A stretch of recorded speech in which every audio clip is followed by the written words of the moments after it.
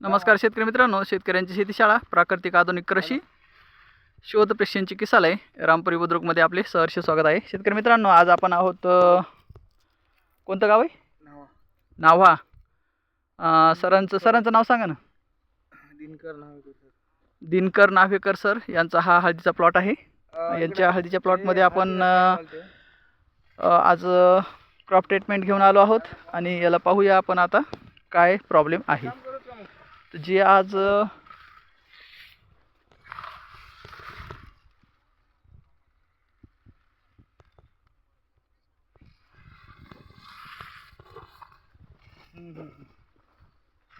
डबलची माती लावली एकदा.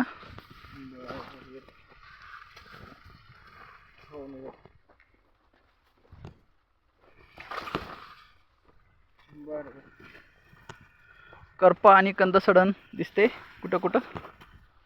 जे डॉट्स आहेत या डॉट्सपासून एंट्री असते. त्याच्यानंतर असा प्रकार होतो. हे वाढत वाढत जाते ढबे. ढबे वाढत गेल्यानंतर पुन्हा हे प्रकार दिसतो. ज्याचा शेंडा मामा ज्याचा शेंडा करपाला आहे त्याला 100% करपा आला. हे झाड उपटा ना. हे खोडून यायले तू झाड बारकं बघून उपटा. सगळ्याला सगळा बुंदा धरून जेवढं हे आहे का ती चारी कोंब धरायची. तिन्ही कोंब धरायची. मग बरोबर उपटत आहे. तिन्ही बुडातून धरा. तिन्ही उपटा. हां, माती अगोदर हळद लावून नंतर बेड ओढलेला आहे. बेडवर चढवली का? त्याच्यामुळे खाली आम्ही आधी कापसाची कंद खोल गेला. आम्ही सवन रानाला येतो आधी. सवनवारा नाव लावली आणि पुन्हा नंतर माती चढवली. हां,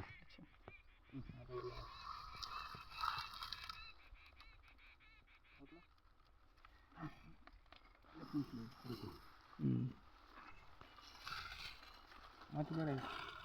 त्याचं पाण्याने धुवून काढू. इथे ठेवून द्यायचे पुन्हा. ही जी आहे ना पाण्याच्या मुळ्या त्याच फक्त जिवंत असतात. आणि ज्या काळ्या पडल्या ते नसते आता. तेव्हा ही काळी पडली. ही मुळी मेली. म्हणजे हे पांढरे मूळ जे आहे ना, पांढऱ्या मुळावरच तुमची हळद जिवंत आहे. काही आता हां हां. आणि जी काळी मूळ दिसते त्या मुळीला सगळं क्रमीनं खाल्लं म्हणजे त्याला फंगल इन्फेक्शन लागले. बघा ही कंद सडण. नाही, ही बियाणं लावलेलं. बिया नाही. हां,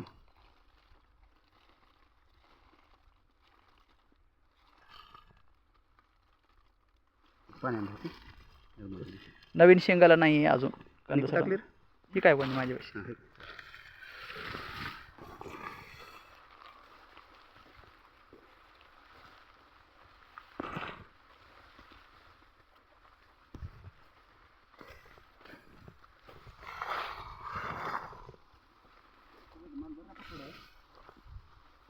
आता ती शेंग लांबली पाहिजे, आपली फुगली पाहिजे.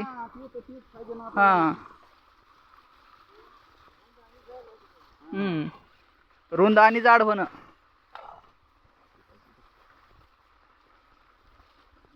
आम्ही ह्याच्यात हां, मुद्दाम काढली नळी सोडण्यासाठी.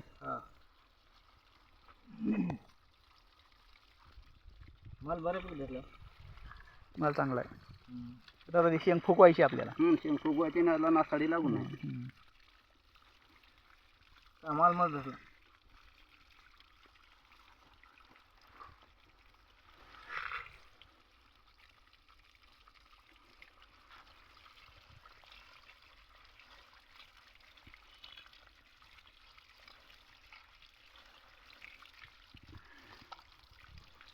नाही, अजून कंद सड नाही. आहे की चढलेले असल्या काळी पडत होते ना ते. नाही काय सडले दिसतंय ना. खिडकं दिसतंय. सडलेलं दिसतंय ना लगेच. नाही आता वरून दिसायला वरूनच करप्या पडायचे. वरूनच करपाय ते येणं वातावरणानं. खाल्ला रोग नाही अजून. हल्ला रोग नाही. फक्त ह्या मुळ्या काळ्या पडल्या. तेव्हा ही जी मुळी आहे ना तेव्हा ही पूर्ण काळी पडली का नाही. हां, पूर्ण काळी पडली. ज्या पांढऱ्या मुळ्या आहेत तेव्हा ह्या काही त्या चालू आहेत. आणि जी एकदम काळी पडली का तेव्हा ही सडली. ही सडी सांडा सडत चाललाय. याच्यामुळे तुम्हाला करप्या दिसायला वर. याच्यामुळे तुम्हाला करप्यावर दिसायला. याच्यात काहीच नाही राहिलं. याच्यामुळे करप्यावर दिसायला आहे. आणि यालाच जास्त आहे मोठ्या खोमाला त्याची पानं, त्यालाच पानं वाढलीत ना, त्याची पानं वाढली. मोठ्यालाच वाढलीत पानं. आता हे पानं जे वाढले ना, हेच वाळे बघा, हे खाल्ले काय, हे तणनाशकाने गेले ते. खाल्ली का? बरं बरं. म्हणजे तणनाशक मारलं होतं उभ्या हळदीत. अच्छा. असं तणकट झालं बाया मिळून गेल्या. हो, मग काय करणार, इलाज नाही. आणि त्यावेळेस वापसा बी नव्हती ना, पाऊस जास्त होतं. वापसा नव्हती. पाऊस यावर्षी लई जास्त झालं ना, त्याच्यामुळं पाऊस जास्त झाला यावर्षी, त्याच्यामुळं सगळा प्रॉब्लेम आला. छान आहे. मोजा वर्षांका किती? तिकडं तिकडं 2 तिकडे 2 1 2 3 4 5 6 7 8 9 10 11 13 15 पाहिजे सरासरी आपल्याला. 15 पाहिजे आपल्याला सरासरी. 15 जर समजा हे कंद, आता हे शेंग म्हणजे ही पूर्ण कंद असतं हे. तर ही आता हे जे एक हे लांबवायचं आहे. हे 1 2 3 1 4 आणि इकडून हे 2 फूट आहेत समजा 5.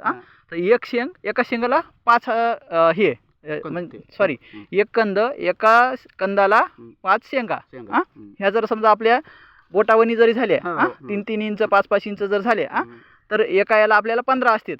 15 गुणिले 5, 15 त्रिक 75. 75 शेंग. तर 75 शेंग पैकी आपण चौपट शिजण्यात जात असते. चौपट मग 75 शेंगापैकी आपलं चौपट जर शिजण्यात गेलं तर कमीत कमी आपल्याला 20 20 ते 22 आपल्या हाताला लागतं. आणि त्याचं आपल्याला ऑरिजली उत्पादन मिळतं एका हळकुंडाचं 50 ग्रॅम. 50 ग्रॅम. तर जवळपास पाऊण किलो, 1 किलो ते पाऊण किलो वाळून एका याला झाली पाहिजे आपल्याला. पाऊण किलो झाली म्हणलं तर अशी 3 किलो निघावं लागेल. 4 पावणे 4, 3.5 ते 3.5 पावणे 4 निघते. 3.5 पावणे 4 निघाली ते 1 किलो वाळून होते. त्याला लावा इथं, चिटकत आहे ते. चिटकत आहे. इथं थोडंसं खड्डा करा. टाकून जायचं आपल्याला. पाणी आहे ना इथं? नाही, पाणी चालू आहे ड्रीप. बरोबर. तर याला आपल्याला तुम्हाला 3-3.5 ते 4 किलो आपल्याला कच्ची आणि वाळून आपल्याला पाऊण किलो ते 1 किलो. आणि लावगण कशी करायची, आता थोडंसं तुमचं चुकलंय तर पुढच्या वेळेस ॲक्युरेट करा. काय करायचं माहिती आहे का? आता हे जे आहे ना, हे तुमचं कसं झालंय की लई जवळ झालंय. का एकच शेंग टाकली नाही, 2 टाकले ना? एकच टाकली. इकडे एक आणि इकडे इकडे एक आणि इकडे. तर हे जे बेड आहे ना, हे बेड बरोबर तुमचं 4.5 फूट घ्यायचं. 4 फुटावर. 4.5 फूट बेड घ्यायचं. आणि बेडवर अंतर कमीत कमी तुम्हाला 18 इंच अंतर राहिलं पाहिजे. ह्या खोंबाचं त्या खोंबापर्यंत 18 इंच. इकडून 6 इंच सोडायचं, इकडून 6 इंच सोडायचं. आणि नाही 4 इंच सोडायचं.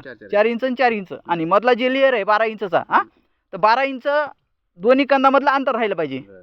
हे कंद, ही लाईन ते ही लाईन 12 इंच. आणि 2 शेंगामधलं अंतर किती राहिलं पाहिजे? 6 इंच. 12/6. अशी जर लागवण केली तर कम्प्लीट तुम्हाला एका कंदाला, म्हणजे एक जे तुम्ही शेंग टाकणार त्या एका कंदाला कमीत कमी 15 ते 20 शेंग लागतात. आणि त्या एका शेंगाला पुढं शेंग जे एका कंदा, म्हणजे जे आपला कंद मेन लावलाय ना त्याला 15 शेंग फुटणार. आणि 15 शेंगाला प्रति शेंग 5-5 पुन्हा डेफिशियन्सी शेंग फुटणार. म्हणजे न्यू जनरेशन. तर मग असं जर झालं एकाला 3-4च फुटले तर नाही 4 आहेत. हे बेन हे जे आहेत ना, हे इकडे बघा, हे कंद आहेत. तर याला एका याला कमीत कमी आपल्याला हे 4 आहेत ना, तर एका याला कमीत कमी आपल्याला 5 पाहिजे.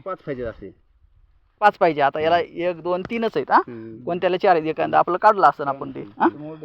तर समजा आपले 3 लागलेत कुठं, 4 लागलेत कुठं, तर सरासरी 5 पाहिजे.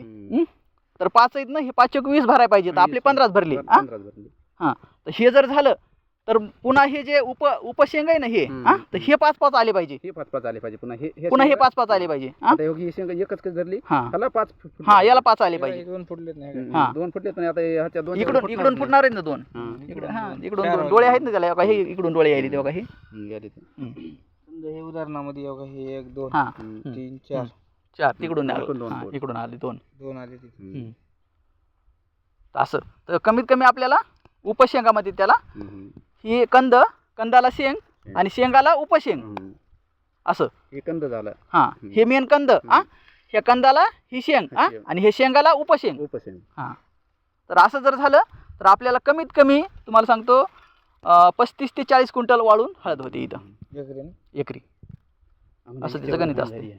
पण मग ते प्रॉब्लेम ते यायला आहे ना. 20-25 लय निकरण केलं तर 30 बघा प्रॉब्लेम यायला. आता आमच्या हातात 2-3 डोस पडतील. 2 डोस त्याच्यामध्ये काय फरक पडतंय बघू आपण. शेंग आता पुढच्या महिन्यात मी आलो ना, मी शेंग उपटून बघणार. शेंग उपटून बघितली, असंच एखादं करपल्याला झाड उपटून बघायचं. उपटून बघितलं की मग आपल्याला समजतंय की शेंग किती वाढली, किती ठोकर झाली, याच्यातली लिंत कशी आहे. ही जी लिंत आहे ना, हे कांड, याला कांड, ऊसाचं कांड आपण जसं म्हणतो तशी तिची लांबी वाढली पाहिजे. हे महत्वाचं आहे. लावा एका जागा कुठंतरी.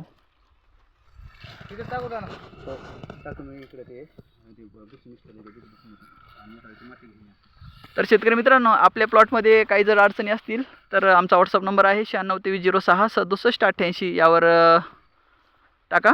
तुमच्या प्रश्नाला उत्तर देण्यास आम्ही समर्थ आहोत. जय हिंद, जय भारत, वंदे मातरम. कसा वाटला प्लॉट? लाईक शेअर कमेंटमध्ये सांगा. Thank you. Wish you all the best.